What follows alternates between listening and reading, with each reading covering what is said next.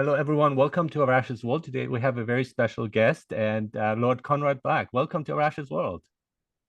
Well, thank you for having me. Glad to be with you. Wonderful. Absolutely. So, in Arash's World today, we're going to talk about world history, and I'd be also curious, actually, to know how would you briefly describe yourself? That's going to be a tough question. We get the tough questions out first. How would you briefly describe yourself to our audience here? Well, I'm a financier and a former newspaper publisher and a commentator. I write in a number of different places regularly in different countries, and a historian. And while I haven't given it much time lately, I am a member of the British Parliament as a member of the House of Lords. Mhm. Wonderful. So your book that we'd like to talk about here is The Political and Strategic History of the World, Volume 1. It's a very ambitious project. And so Yes. Volume 1 covers mostly the ancient period, so up to ancient Rome and I think Caesar and Augustus. Is that correct? That's Yeah, your it part? starts really in the period of the Old Testament, and it Mhm, goes as far back as we can authenticate history. mhm, As far back as we can be confident mhm, that it's reliable and it happened. So I don't get into folklore too much, and mhm. obviously elements of the Old Testament have to be treated with caution, and I mentioned that. And then, as you say, it brings it up sequentially through the ancient Mesopotamia, Egypt, Assyria, and Babylon, the ancient Greeks, India and China in contemporaneous times, and then into the Greeks and Persians, Sicily, Macedonia, Philip and Alexander the Great, and then Rome, from the founding of Rome to the founding of the Roman Empire with Augustus, Octavian, the grandnephew of Julius Caesar. Yeah, and that's wonderful. That's really a vast subject. So when I'm thinking of something like that, the question is also what do you include and what do you not include? And so it's a way of editing also through time. And so what's your selection process there? What are some things that you found interesting and you want to show us here? And you're saying this is a no nonsense account of history. So there's a different in a way different perspective too. So what's your selection process there? Well, it's, as I said, a political and strategic history. Mhm, So it's really the history of how people organized themselves from tribes and clans, and then how it grew from there, and how they conducted relations with other jurisdictions. So we start with um, small kingdoms or principalities or tribal chiefs and clans in Mesopotamia, India, and China. And gradually the units became larger, more complicated, more comprehensively structured. And we this volume ends with the death of the first Roman Emperor Augustus, and his empire was over 50 million people, and included the entire shore of the Mediterranean, in Europe, Africa, and Asia. And and astoundingly, at that time, 14 AD, just 14 years after the birth of Christ, you could go from what is now Lisbon to what is now Baghdad on straight Roman roads with hostels at intervals all along, no fear of being robbed or anything like that, no custom stations, no immigration stoppages, a common market throughout that area, low rates of tax, high level of security, and it was an astonishing level of progress from, as I say, these primitive clans that did nothing but make war with each other in the first chapter of the book. And that is amazing how in that time it was safe. I mean, you'd think, and our impression often of history is those are chaotic times and so on. But I think that's our times now. So also a question I'd like to have is that the influence and from history in the present and how it's kind of interrelated and how is history a cycle? Is history something that it's a progression in your view? Is it something that's leading us somewhere? Is it just random events, or how would you see it here philosophically also? How would you see history and the influence on today's world and the modern world as well? Well, I'm now two-thirds, no, three-quarters of the way through my second volume. Oh, cool. So I'm up to, Queen Elizabeth and Shakespeare, and I'm just starting Cardinal Richelieu, the founder of the modern French state, and of course that's again a tremendous move on from the Roman Empire, and so the way I would answer you is that there is progress, and I put it to you and to your viewers and listeners that if you just look at the early clans and look at the Augustan Roman Empire, you can see the progress at every level. It's cultural, it's technological, but it is also, and this is what I'm focused on, political.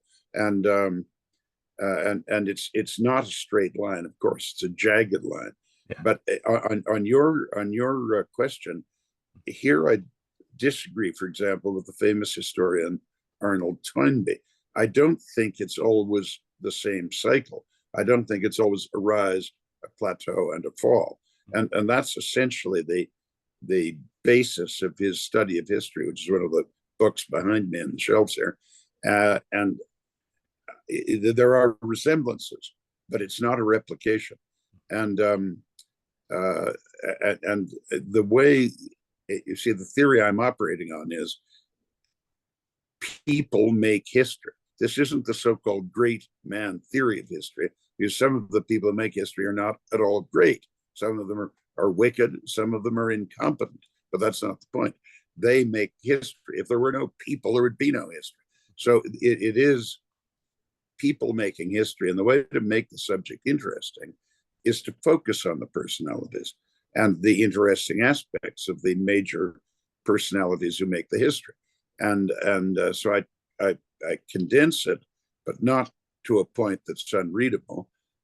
I make it, I give it a flow. We get, comprehensively from one event to the next by way of the actions of people whose contribution to history is described. And so it's not for me to judge how interesting it is, but it is readable. It's not just in 223 AD, Hieronymus became the king of Cilicia, and the next year so-and-so became the king of Lusitania or something. I mean, you get a description of what happened. Mm-hmm. And then something I like is applied history too, of looking at the reasons why something is happening, and also looking at the leaders themselves. Who did they influence, and who were they influenced by? And I think that's really important. Sometimes the leaders stand out of their time. They're actually opposing their time. They're frowned upon during their times, and they later on become important people. So I think Quite right. it's also sorry. I say quite right. Of course, Yeah, you're yeah, right. yeah, absolutely. And I think, who would you say, what were some of your discoveries there of like in terms of leaders being influenced by some or influencing others later in the future? Would you have a few examples that you could share with us here? I think the leading figures in this first volume are Alexander the Great, Hmm. Julius Caesar, and his grandnephew, but adoptive son, Octavian Augustus Caesar, Mhm. in different ways. Alexander the Great was the first great conqueror in the world. Mhm. It is astounding that the little country of Macedonia, Mhm. which is essentially the present country of North Macedonia, they had to put North in their name because the Greeks, the country of Greece, claims that the Macedonia is really part of Greece. So they had that's why they were only admitted to the United Nations when they consented to be called North Macedonia. But it is a relatively small people. And yet King Philip, Alexander's father, essentially conquered Greece, and then he was murdered at a wedding banquet, and his son Alexander, who was then a young adult,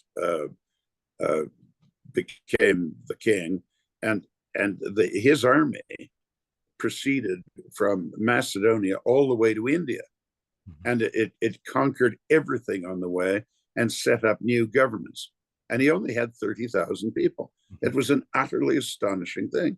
But his secret was he won the battle against whoever was trying to defend the jurisdiction he'd arrived in. And then he set up a better government than the people had.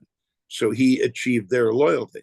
He had a more efficient system of administration. He reduced taxes, made taxation fairer as well as less onerous, and produced a system of laws that made sense to people and was superior to what they had, and then moved on to the next place. And then he enlightened them all with Greek culture, even though he was a Macedonian, he was a great Hellenist. You see, he recognized that the Greek culture was the superior one in the West. So he enlightened these people, reduced their taxes, gave them greater security and prosperity.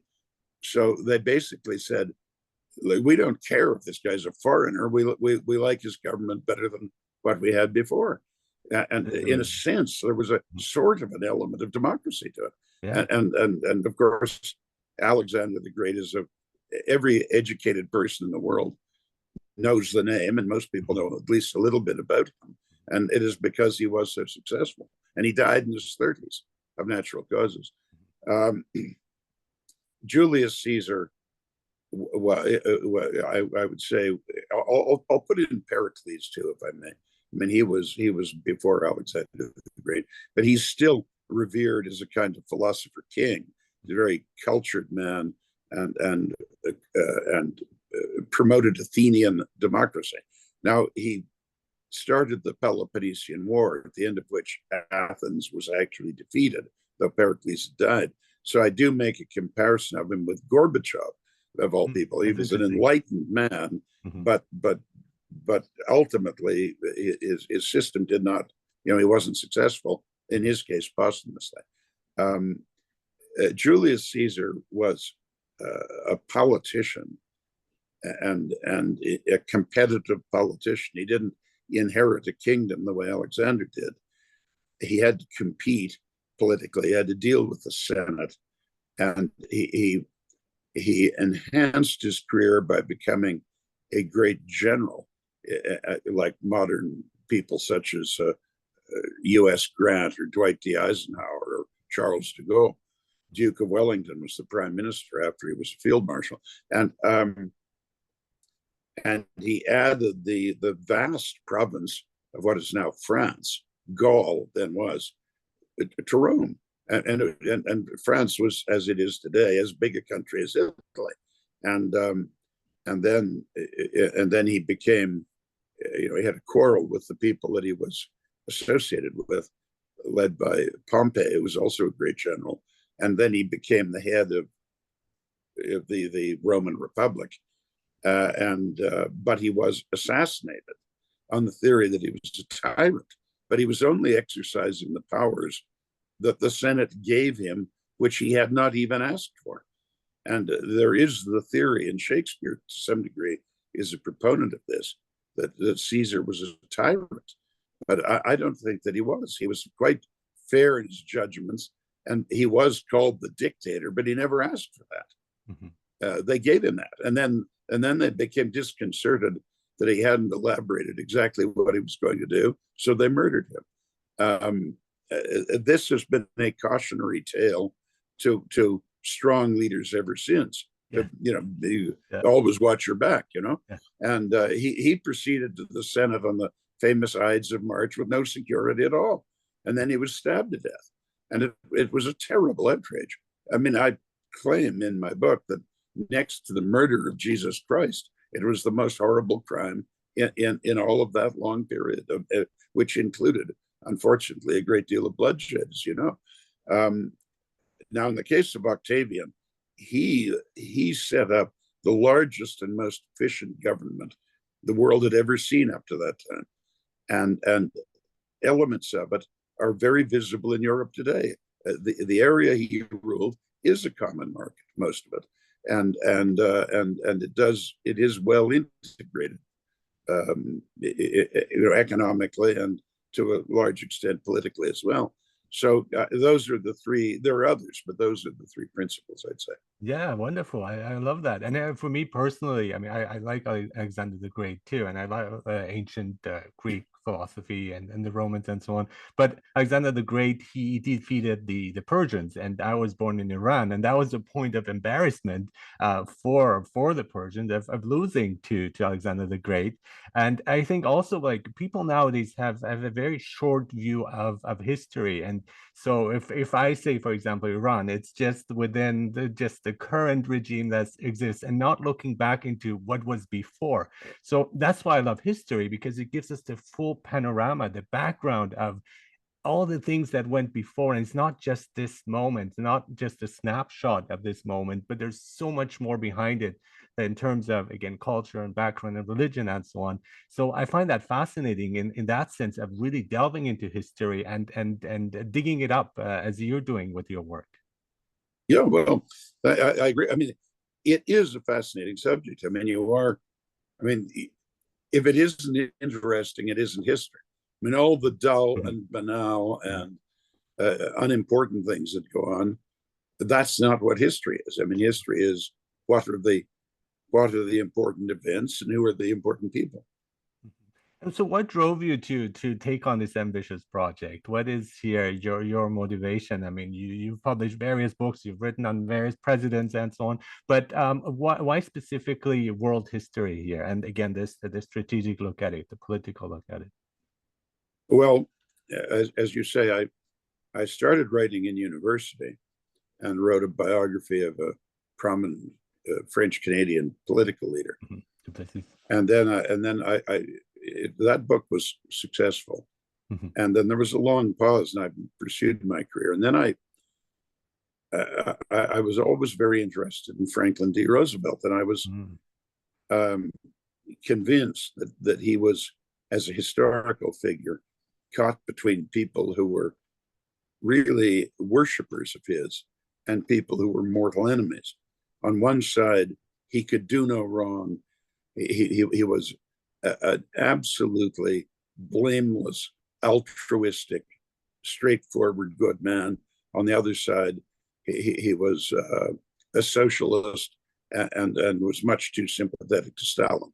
And I thought both these versions were inaccurate. So I wrote a book that I believe situated him where he belonged, that he was a great statesman, but he was cunning and often devious in his methods, but almost always in a good cause. And the theory that he was a socialist is rubbish. He wanted to make America safe for people who, like himself, lived in a 30-room house on a 1,000-acre estate. He was a wealthy man. You know, his family was wealthy, and he wanted wealthy people not to have to worry about being overthrown and in some sort of revolution of discontented people, and that the United States was a rich country and it had to try and take care of everybody. But he was, as he said, the greatest friend American capitalism ever had, because he made it safe. And so he, you know, I thought that I had to be presented. And if I may say, the book was well received. It was 20 years ago that I published it. And then I wrote more biographies of people. And then it's what I called a strategic history of the US, how the United States rose so quickly from being just 2.5 million colonists and their slaves, 750,000 approximately of them, in 2 long lifetimes, to a country of 140 million people that had half the economic product of the world at the end of World War II, and a monopoly on nuclear weapons, and enormous respect in the world, and leadership at the end of World War II as admirable and as admired as at the founding of the country. And that combination of Roosevelt, Truman, Eisenhower, MacArthur, General Marshall, Admiral Nimitz, these were outstanding men, like the founders of the country. And so I presented this as a strategic history. And the late Henry Kissinger kindly wrote a foreword for me. And then I wrote a history of Canada because I didn't think there was either one that was current or frankly, one that was very readable. And so I had to go at it. And then, I'm getting older. I mean, I feel the same as I did 30 years ago, but I'm not young. And I thought, well, what about having a stab at the history of the world? But not all aspects of it, as I say, a political history, and see if I can't make it a less daunting task to read world history than it now appears. I mean, the fact is, most people now think that if you really want to get any sort of insight into the history of the whole world, you have to read approximately 30 volumes of 1,000 pages each. And so I'm doing it in 3 volumes, and I still think it covers, the major points. Again, it's not all the culture, all the economics, not all of that, although those things come into it. But you get what you need, and if you want to know more, you can go into the bibliography and specialize farther down. That's obviously is up to any reader. But my books, when they're finished, be 3 volumes, about 1,000 pages each. Each chapter is a defined piece of history, and each chapter is broken into divisions. So you don't have to read more than 10 pages at a time, and you can start anywhere, read backwards, forwards, 1 volume to the next, whatever you want, drop the whole thing for a year and start again. But it's all there. And if ever one night you're saying, well, what happened to such and so, if you can't get it on Google, if it had any significance, you'll get it in the index of my book. I would have loved to have you as my history professor, right? Just that outlook too. And so for me, the founding fathers of the United States fascinate me for some reason, because I think it's also the whole beginning of democracy, the experiment, the American experiment.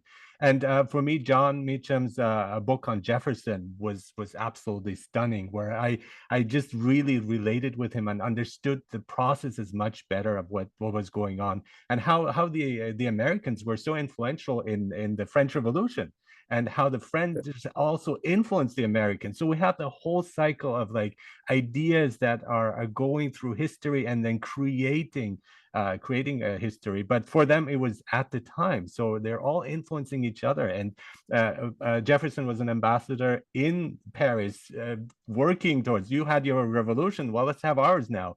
And I think that sometimes gets forgotten too when we look in history books. So it doesn't get talked enough that there is this working together and so on, and it's not divisive, and it's everybody's influencing each other from other points as well. So I find that very, very fascinating, that time period especially.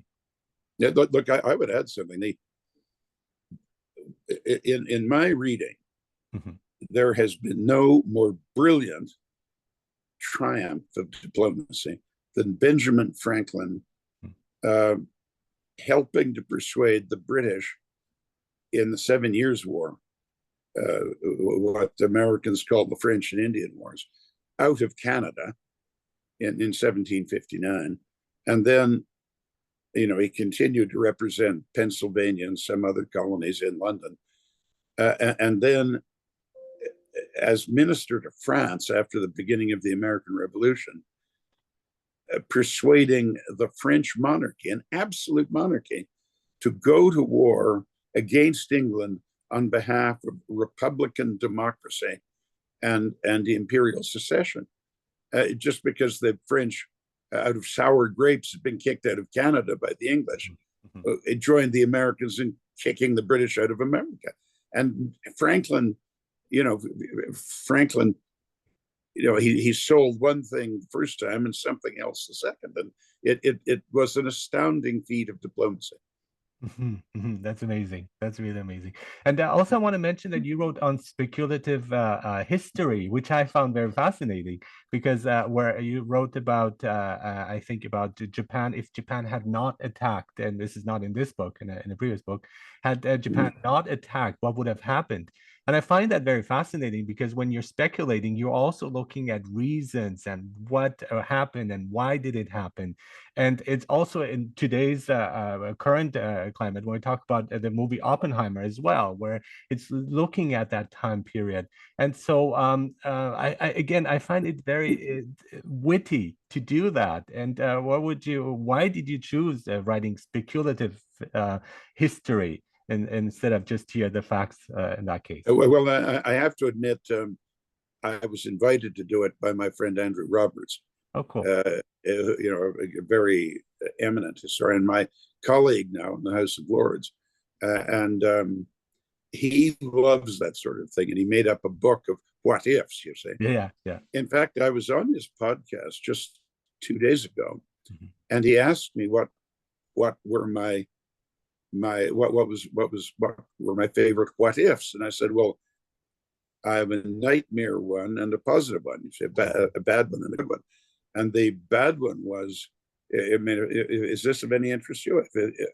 Yeah, Do you want? Yeah. yeah, yeah, So, for well, sure. the bad one was if in 1941 Hitler had said to the Japanese, "For don't bother the Americans. I know you're running out of oil, but don't bother them. I'll get the oil for you." And instead of invading Russia, had put the German army into North Africa and had taken the Suez Canal and then the Arabian and Iraqi oil fields and supplied Japan with oil from there.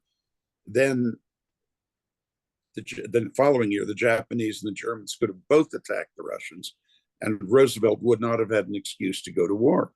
And it would have been very difficult for us. I mean, for the West,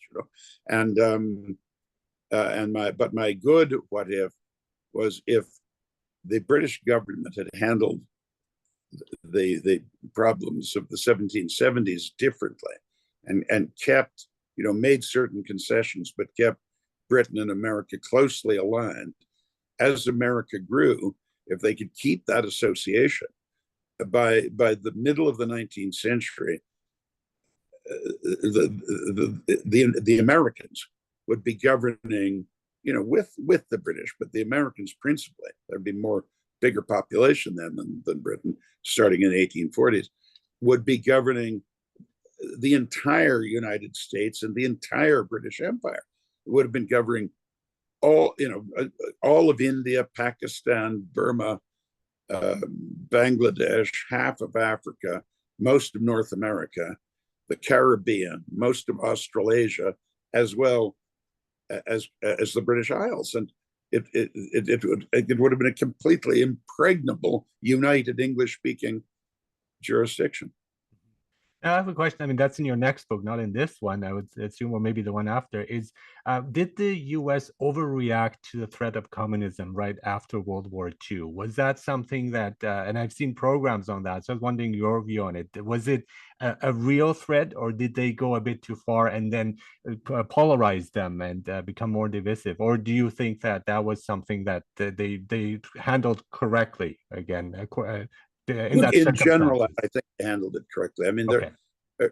Roosevelt and Truman made a serious effort Mhm. to entice Stalin into a respectable association with the Americans and the British and the French. Roosevelt offered him a colossal amount of money to help rebuild the Soviet Union, which of course had suffered terrible damage in World War II from the German army, and but the agreed declaration on liberated Europe and on Poland in the Yalta agreements promised that the victorious Allies would retire from all liberated countries and there would be free elections in all of them. Mhm. And the Western powers held the elections in Italy, France, Netherlands, Belgium, Luxembourg, Denmark, Norway, and ultimately West Germany. They were free elections, even though the communists got over 20% of the vote in France and Italy initially. Mm-hmm. And the Russians didn't do it. Stalin didn't do it. And he attempted to strangle Berlin. And I think the reaction was justified. Now, because America had been through the war in which Russia was celebrated as an ally, and of course it was a colossal war effort. I mean, the United States was only in World War I for a year and a half, but went through 4 full years of World War II. A great war across both oceans, and the powers that be in the United States felt that to make the country aware of the threat of our former, just a few years ago, gallant ally, the Soviet Union, that they had to hit the communist thing pretty hard. I accept that in the abstract, they overdid it a little bit, and all this business about Reds under the bed and a red commie behind every bush, and the blacklists and all that nonsense. Some of that was unfortunate, but they had to let the American public know that this really was a threat, not to be complacent about. So they may have overreacted a bit, but it reminds me of as a very young person, I watched a press conference of President Eisenhower's, and he was asked about his budget and the cost of the Defense Department. And he said, look, in the situation we are in now, the cost of victory is high, but the cost of defeat is everything. And so, I mean, the Soviet Union was a threat, and we had to meet the threat. And in fairness, I think that strategic team assembled by Roosevelt that designed the strategy of the Cold War, the containment strategy, not a war, but containment, they were absolutely vindicated. It went on until 1991, but not a shot was fired between the Soviet Union and the United States. And in the end, the opposition just fell like a souffle, just disintegrated. Mm-hmm. Yeah, so I think, all in all, I think it was brilliantly done. I mean, they could easily have blundered into a war, or if they just sat in their hands, the Russians would have taken all of Europe, and that would not be a good thing. Exactly. I'm currently working on a book review called Drunk on Power by Heinrich Pfeiffer, who was a German Nazi at the time. And he was really, he was a defector, and he was really within the system. And I found it fascinating, his account of why he joined the Nazis was going against the communists. He saw them as a threat.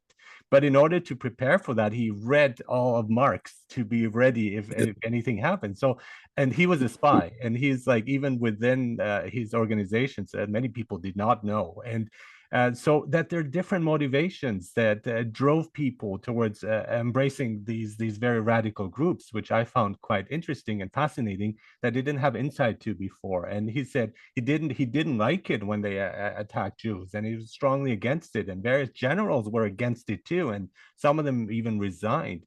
And I think we don't hear that often in history books. So I have to read in other areas like that. And again, it gives a very different perspective, a more human perspective, instead of just one size fits all, or everyone is the same.